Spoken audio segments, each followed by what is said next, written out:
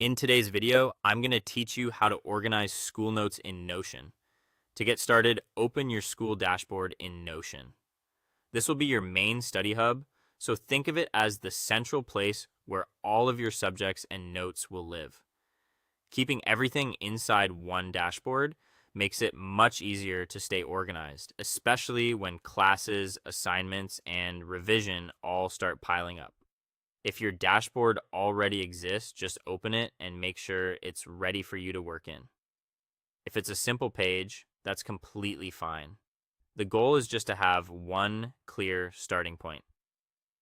Next, create a separate page or database view for each subject. This helps you keep your notes divided in a way that actually makes sense when you need to find something later. For example, instead of scrolling through one long list of mixed notes, you'll be able to go directly to the subject you need.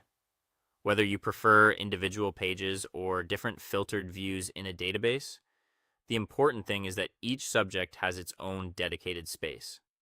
This makes your setup cleaner and much easier to maintain over time. After that, make a note template with sections for topic, date, key points, and summary. A template saves time and helps every note follow the same structure, which is especially useful when you're reviewing later. The topic tells you exactly what the lesson was about. The date helps you track when you covered it. Key points capture the most important ideas. And the summary gives you a quick way to refresh your memory without rereading everything. Once your template is ready, use it to write notes during or after each class. If you like taking notes live, you can enter the main ideas as the lesson happens. If you prefer to focus during class, you can fill everything out afterward while the material is still fresh.